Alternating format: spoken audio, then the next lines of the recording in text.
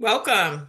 We're so glad that you're joining us. We're going to be talking about a trauma-informed guide to referring clients. I'm Karen Barbita. I'm the healing support specialist at Support After Abortion. I'm Niles Pinckney. I'm the men's healing coordinator here at Support After Abortion, and I'm excited to have you all here and looking forward to the conversation. Thank you, Niles. Today, we're diving into the essential elements of the referral process, breaking it down into 5 clear steps that will guide you in providing the best possible support to your clients. First, we'll start with assess the gap. This is about understanding where your client's needs aren't being fully met and identifying how you can bridge that gap with the right agency, resources, and options. Next, vetting the referral agency. This is crucial. It's important to ensure that the resources or referrals being considered are credible and trustworthy, aligning with your client's specific needs. After that, review the potential referral with the client. It's very important for us to first understand what the client is looking for. Communication is key here. Communicating what we found for the client and allowing them to determine if it is what they are looking for gives them autonomy in the process. Next is make it happen. This involves taking proactive steps to ensure the referral process is smooth and effective, acting as facilitators in this transition. Finally, we have closing the loop. It's important to follow up and confirm that the referral was successful and the client is receiving the help they need. Each of these steps builds trust and ensures clients feel supported throughout their healing journey. In the context of trauma-informed care, referrals are acts of advocacy because they move beyond simply giving a client a phone number or a list of resources. Instead, the person making the referral takes direct, tangible steps to help the client connect with services, reducing the burden and emotional toll on the client. This approach treats referrals as a handoff, a lifeline, rather than a passive check the box action, ensuring that clients feel safe, supported, and empowered during the process. It's helpful to acknowledge the courage and vulnerability it takes for clients to reach out for support after abortion. And referrals can be concerning as well. I just came to you and now you want to hand me off, but I want to be clear here that referral isn't a rejection of the client. Instead, it's a way to strengthen the trust they've placed in you and for you to guide them toward the healing path they truly want. A well-executed referral can significantly enhance the client's healing journey. Conversely, a poorly managed or delayed referral can harm the client and erode trust. The ultimate goal isn't for the client to depend solely on you, but to ensure they find the healing resources that suit them best. This shift in perspective is healthy for both the client's well-being and your role as advocates in their journey. All right, Niles, it's up to you. Thank you, Karen. When to refer. 4 core situations. Referrals aren't failures. They're an accurate read of what a client prefers. What does this mean? It means that when you identify that a client's needs are outside of your capacity, professional expertise, or specialized focus, you can source, vet, and guide them to a provider who more closely matches their needs or preferences. By doing so, you are providing ethical, high-quality care. Part of supporting clients well is knowing when to expand their care with additional support. Let's look at a few situations where a referral could help. Starting with professional therapy. If a client needs go beyond what you or your team can offer, it may be time to connect them with a licensed therapist. You might notice a few signs like severe or ongoing depression or anxiety, strong trauma responses, suicidal ideation, especially if they have a plan or intent, or impacts of daily functioning like physical health, mental well-being, and lifestyle habits. Referring to a therapist slash counselor doesn't mean that you are ending your relationship. Many clients benefit from both. Look for therapists experiencing grief, reproductive loss, or trauma, even if they don't specialize in after abortion care. This ensures they receive the specialized care they need. Hey, Niles, let me ask you a question. In your experience, what would be a reason to refer to professional therapy? That's a great question. So, from just my experience and just learning, the one thing I think could differ from a therapist from lay support is that they can help the client prevent suppressing their emotions, and it can prevent long-term distress using therapy like cognitive behavioral therapy. I've heard it said that lay people are to ask how and what and when questions, like open-ended questions, and therapists ask why questions. Yes. Thank One you. thing I learned from you is if they knew why, then they'll know the answer. Then they wouldn't be coming to you asking for help. So that's something I definitely learned from you, and I can see the difference. Thanks, Niles. Thanks for staying there with me for a minute. Of course. Sometimes it's not what support a client is getting, but it's who it's coming from or how it's being offered. There can be a mismatch between a provider and a client. Sometimes it's around faith, whether the client wants it included in their support or not. You may take a secular approach and they're hoping to talk to someone who shares their faith. Or you might offer faith-based support and they're looking for something secular. It could be a difference in gender, a male wanting support, and you only have females on staff or volunteers, or even language. For example, a client may feel more at ease sharing in Spanish than you and you only speak English. When those differences are there, clients may hold back or have a harder time fully engaging. One question that can help is, what would help this client feel most comfortable and understood? That might include noticing where you feel most comfortable too, and being willing to flex when the client's needs point in a different direction. In those moments, offering a referral to someone who better fits the client's preferences can make a real difference. It's not about stepping away. It's about making sure they have the right support in place. Before we jump into examples of what to say and what to avoid, think about this. When a client tells you what does or doesn't feel right for them, they're giving you a window into what they need. Sometimes we might think they're resisting, but really they're giving us important information about what they need, what feels off, or what would help. How we respond can either build trust or quietly create distance. So let's take a look at a few ways to respond that keep the trust intact. The goal is a collaborative approach that treats the client as the ultimate expert of their life in fostering a safe, non-judgmental space for them. Here are some examples of what to say and what to avoid. What to say. I really appreciate you telling me that.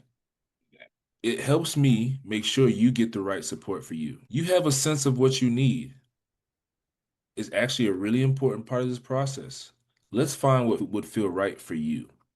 What to avoid. Expressing surprise or mild pushback. Are you sure? Over explaining your sensor's approach in a way that feels like persuasion. Framing the referral as a loss. I'm sorry we can't be the right fit. When logistical issues arise, a referral might help the client. It could be the location doesn't work for them, for whatever reason that may be. It might be the format of the session. For example, if it's in person or virtual and they prefer the other.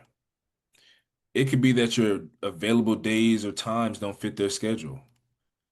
The key here is to approach the situation with compassion and understanding. Acknowledge that these logistical barriers can significantly impact the client's ability to participate effectively. Connecting your client to an agency that can accommodate your client's preferences or needs builds trust and improves the likelihood that the referral will happen and healing will begin. After all, making a referral is about ensuring your client receives the best possible support that aligns with their needs and circumstances. In these situations, your trauma-informed care goal is to facilitate a seamless transition to an agency that can provide the support your client is wanting. This is just a good reminder as we talk about referrals. As a provider, you don't have to be all things to every client. Part of doing this work well is being a knowledgeable guide who can direct a client to the resources they are requesting. This can significantly enhance their healing journey. It respects their autonomy, fosters a sense of trust and empowerment, and ensures they receive the most appropriate care for them. Thank you, Niles. Many clients face complex realities when they seek healing after an abortion. They may be dealing with a range of other life challenges and traumas, many of which may be unresolved. This could include substance misuse, housing instability, codependency, domestic violence, financial crises, sexual abuse, and other serious issues. These intersecting challenges can affect how a client engages in the healing process and may point to the need for additional support beyond what you can offer. By understanding the broader context of their lives, you can guide them to the right resources and support systems that address their unique needs. Ultimately, it's about seeing the whole person and acknowledging all facets of their experiences. Let's keep this in mind as we continue to explore how best to support clients. And I just want to add something here. It's really the client's decision what kind of healing they want to engage with first. They get to prioritize it. If they have housing instability, then perhaps you will have some resources that you've collected in your community where they can go to a homeless shelter, get support with housing, getting into housing or something like that. Maybe abortion healing is not where they want to start, but they want to start with addressing these intersecting challenges. When a referral comes up, it helps to know both sides of the conversation, both verbal and body language, how the client may receive it and how you may feel about making it. For a client, it can either feel like support is expanding, or it could feel to them like they're being sent away. How you talk about it with them will make a huge difference. When you center on their preferences and finding the right fit for what they want, it helps the client stay engaged. On our side, as providers, sometimes we feel invested in a client. We may want to be the one to support them or hope that they want what we offer. When we see referrals as collaboration and part of the comprehensive client care we're providing, it changes how we show up and helps the client feel supported, respected, and cared for. With that in mind, take a second and think about this. Maybe you want to put up what comes up for you in the chat, and Margaret can share it with the whole group of you during Q&A. So here's the question. What comes up for you when you imagine referring a client you've built a relationship with? I'm going to say that again. What comes up for you when you imagine referring a client you've built a relationship with? It can be quite complex, can't it? You might feel a mix of responsibility and concern. There's the anticipation of how the client will react and whether they will feel supported during this transition. These emotions are normal and reflect the genuine care you have for your clients. When you're aware of what's coming up for you, it can help you stay grounded in the conversation so you can approach the referral process with greater empathy and sensitivity, ensuring that the client's best interests and their preferences are the priority. When considering referrals, it's natural to have concerns like, will they follow through if I'm not the one helping them? Or what if the other agency doesn't handle this the way I would?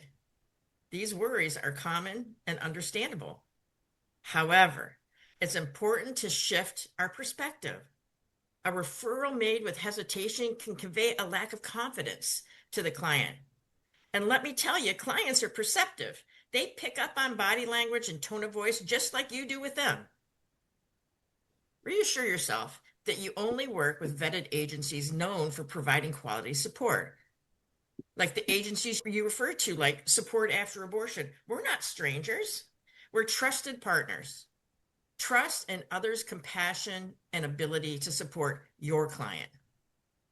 By reframing your concerns, you can make referrals confidently, ensuring clients receive the best possible care, even beyond your direct involvement. It's wonderful to genuinely invest in your clients by meeting them where they are and connecting them to the support they want, even if that means referring them to another agency. That connection is part of what helps you support them well. When you make a referral with confidence and care, it becomes more than just a transfer of responsibility. It becomes part of your client's healing. Your client feels this confidence and it reassures them that they are in good hands. And being aware of your own reactions, especially when you feel pulled to hold on or stay involved, allows you to focus on your client's needs, which ultimately helps you build trust and strengthen the relationship. Your investment in your client is a significant asset. It's what makes you effective in your role. So, how do you know if the idea of being referred to another agency feels hard for your client?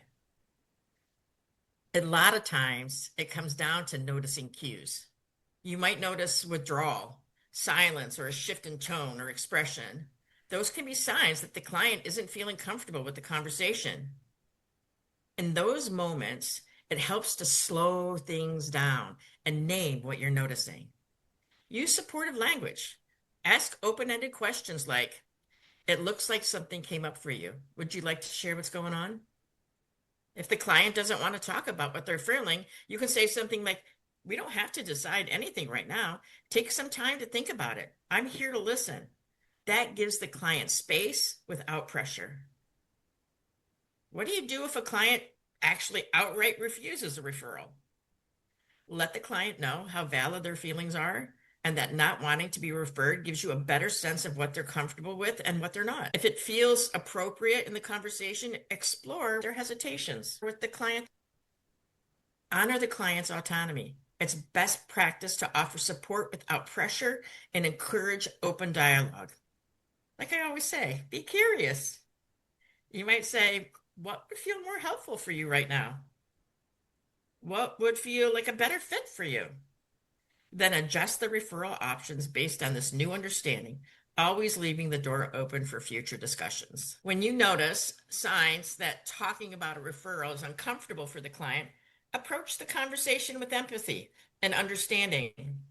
First, acknowledge that clients might feel anxious about working with someone new. You could express this concern by saying something like, "I know it can be uncomfortable to meet someone new. We'll work with you to ensure you feel supported throughout this process." Next, address any hesitations they might have.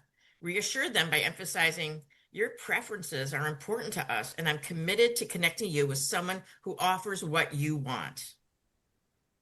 Finally, highlight the trust you've built together and encourage the client by saying, "The trust we've developed is something you can carry into new relationships. I believe in your ability to form these connections." Throughout the referral process, remember these key principles.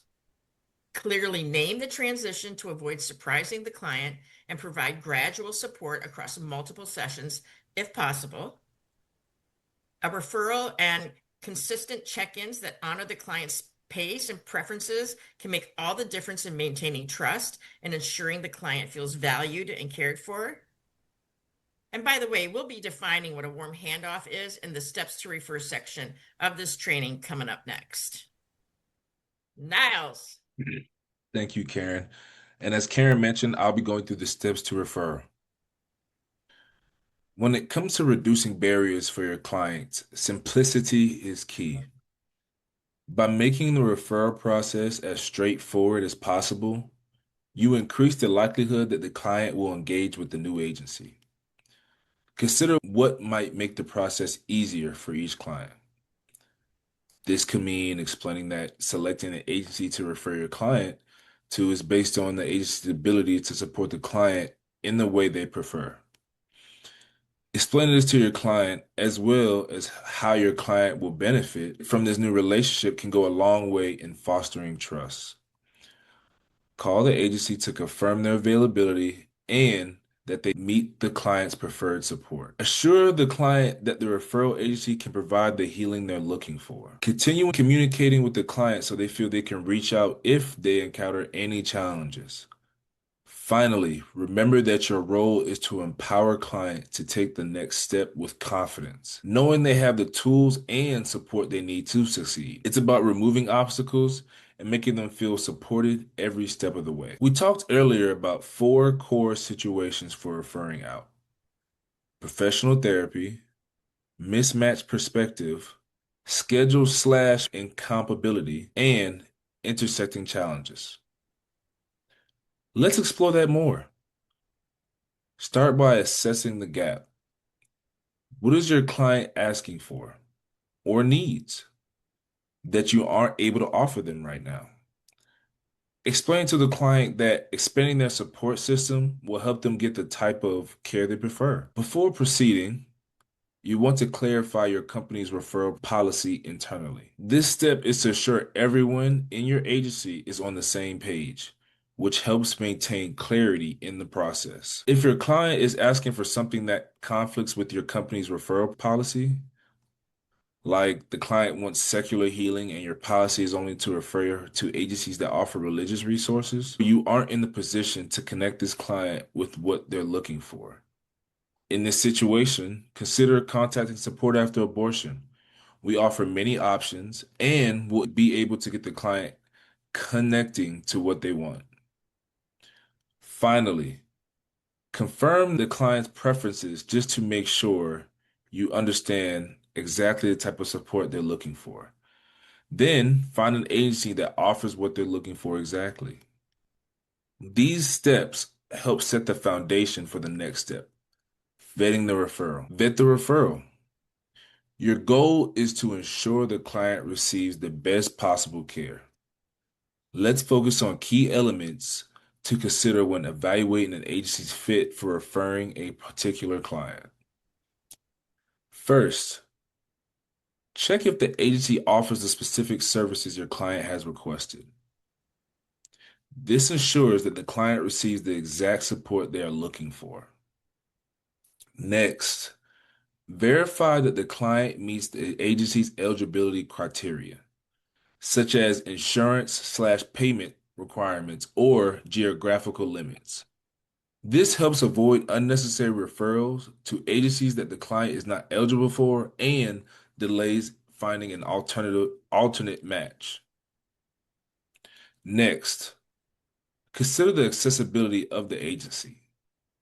Is it easy for the client to reach either physically or virtually? Will the agency work with the client at a time that is convenient for them? For example, will it be outside of business hours or on the weekends? If that's what the client is looking for, will they be able to help them? Also, confirm whether the agency is currently accepting new clients, as this affects the immediacy of the support available. And if you're referring the client to a therapist, verify their licensure status in the client's state or ensure they can provide the therapeutic approach that doesn't require state-specific credentials. For example, some licensed counselors are also life coaches, which doesn't require a license. Always ensure that the providers or agency's approach aligns with the client's stated preferences, making their care more personalized and effective. In this step, we're focusing on effectively informing the client, and this is where language really matters. Let's look at a three-part approach that ensures the client feels supported and informed. First, acknowledge how difficult and unsettling this process can be. This can look different whether the client is a woman or a man, so be sensitive to their individual experiences. Second, explain the reason. Offer a brief and clear explanation of why the referral to another agency is beneficial for them. Make sure not to over-explain it. Keep it concise and to the point. Third, present the referral. We'll discuss three ways of making referrals in a bit. It's all about making sure the client feels informed and supported throughout the referral process. By using thoughtful language and offering clear options, we can help make this transition smoother for them.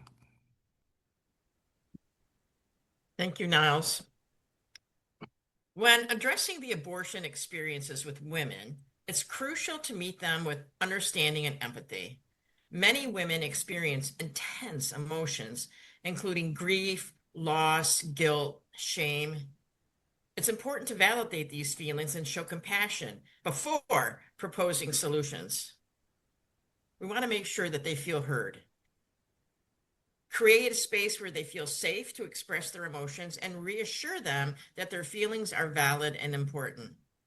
Use a gentle, patient, and affirming tone to convey this support. For example, you might say, I can hear how heavy this has been for you, and I want to make sure you have the kind of support that can really walk with you through this. Remember, the goal is to provide a supportive environment where the client feels acknowledged and cared for, which can lay the foundation for effective support and guidance. This compassionate approach will help build trust, enabling the client to open up further and engage with the support the client has selected. Then, for men, we process the abortion experiences can be different. Men often internalize their feelings, appearing reserved or focused on solutions. This doesn't mean we are less affected, but we simply show our emotions differently. We may feel overlooked in spaces dedicated to abortion healing, which is why you want to be both direct and compassionate. Normalize our experience without pressuring us into expressing emotions. Emphasizing the strength it takes to seek support can be incredibly affirming for us. A clear, purposeful, and respectful tone can make a significant impact. You might say something like, it takes a lot to even have this conversation, and I want to make sure you're connected to an agency that can support you in the way you want. Your goal is to provide a space where men feel acknowledged and supported as they navigate their healing journey. When addressing clients who may be feeling worried, acknowledge their feelings and show empathy. Start by actively listening to what they're expressing, verbally and non-verbally. Offer reassurance without minimizing their concerns. For instance, you might say, it makes sense that this can feel frustrating, or that you might feel worried. Let's figure out together what will feel most helpful right now. When guiding your client towards specific support, it's important to emphasize that this is about ensuring that they receive the best possible and requested care. You might say, I want to make sure you're getting the best possible care. What you're describing is something this organization specializes in, and in a way that we don't. Key takeaway today is that you're not passing your clients, you're guiding them to the support that they prefer. And this is all about the client. The client's driving the bus here when it comes to them being referred to another agency. You're empowering clients by connecting them to support that is best suited to meet their needs. This approach is about respecting their choices and ensuring they feel supported throughout the process. By framing the referral as a positive step towards personalized support, you validate their experience and reinforce their autonomy. This ensures they understand you're facilitating, not dismissing, their journey to healing. Now, let's look at 3 ways to make a referral. This is step 4. Make it happen. It's all about facilitating the referral process smoothly and effectively. Your goal here is to assure that the client feels supported and confident as they connect with the agency that can best meet their needs. If at all possible, consider the warm handoff. This is what Karen mentioned earlier. This is where you, the client, and the agency representative are all on a call together. It creates an immediate connection and reassures the client that they're in good hands. Second, with the client's written or verbal consent, you can pass their contact information to the agency, allowing them to initiate contact with the client. Third, you can provide the client with all the necessary contact information, including the agency's name, a contact person, phone number, and address. Make sure you reassure your client that you will follow up to make sure they have connected with the referral agency. Also, when passing along information to the referral agency, only send relevant info and make sure you are sending it securely. This is not only protects privacy, but also ensures clarity in the referral process. By following these steps, you make the referral process easier and more effective for everyone involved. Okay, the last step, closing the loop. All right, let's talk about the final step in our process. This step is all about ensuring continuity and maintaining a high standard of care for your clients. First, it's important to document everything according to your agency's protocol.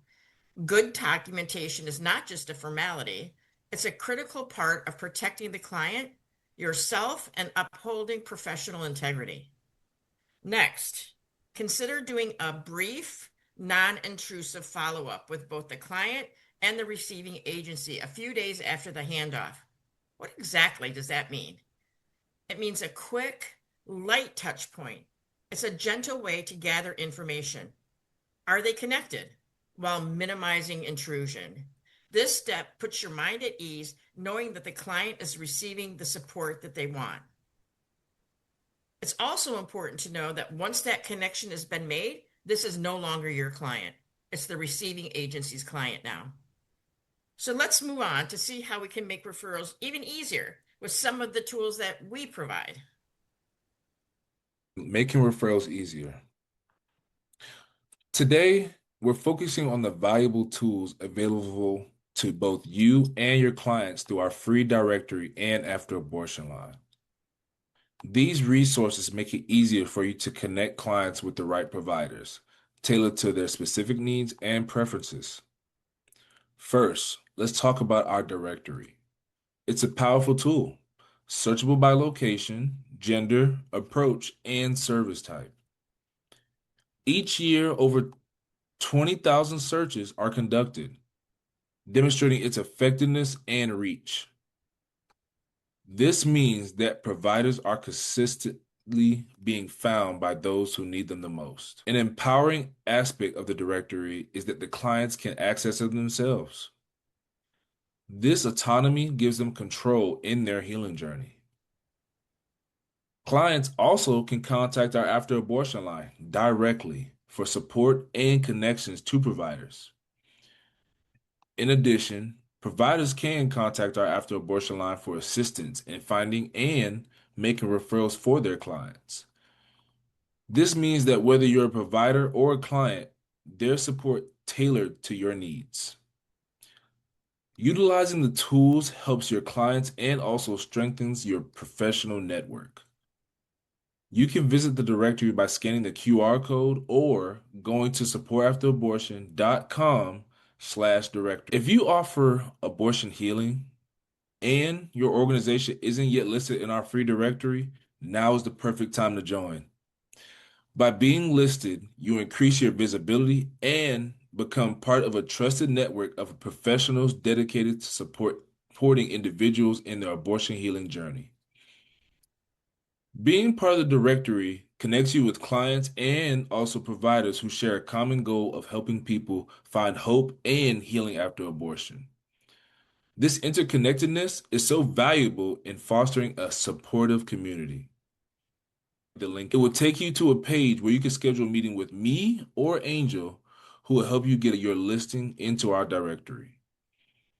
Our directory is not just a list of names.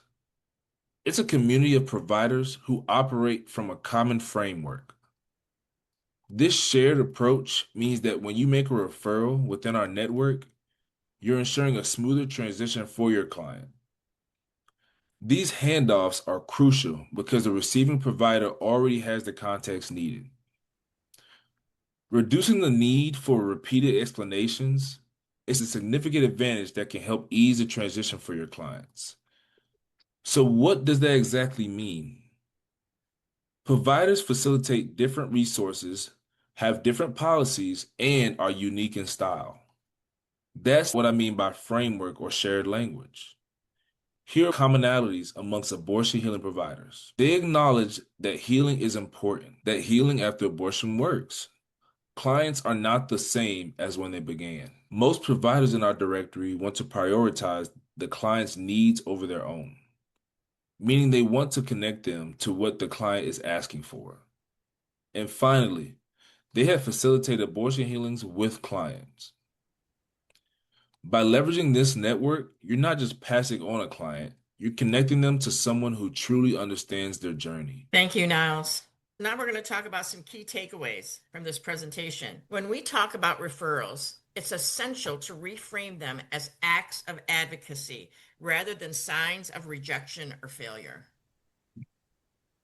Know when to make a referral and to whom. Professional therapy, mismatch in perspective, incompatibility in scheduler format, and finally, when there's intersecting needs like substance misuse or trafficking. It's important to check in with your own feelings because they can impact how well the referral is received. Remember, the relationship doesn't end at the point of referral. Stay present and supportive throughout the transition, however, not after the connection has been made. They are someone else's client at that point. You could follow up in couple months or a couple weeks to see how it went with the client and with the provider. I would probably ask the referral agency how they feel about that, though, because they might not want us reconnecting with them just to check in to see how it went. How you communicate the referral is equally important as where you send them. Use our provider directory or the after abortion line to find the right agency for your client. So now, Margaret, it's Q&A time, one of my favorite times of the whole presentation.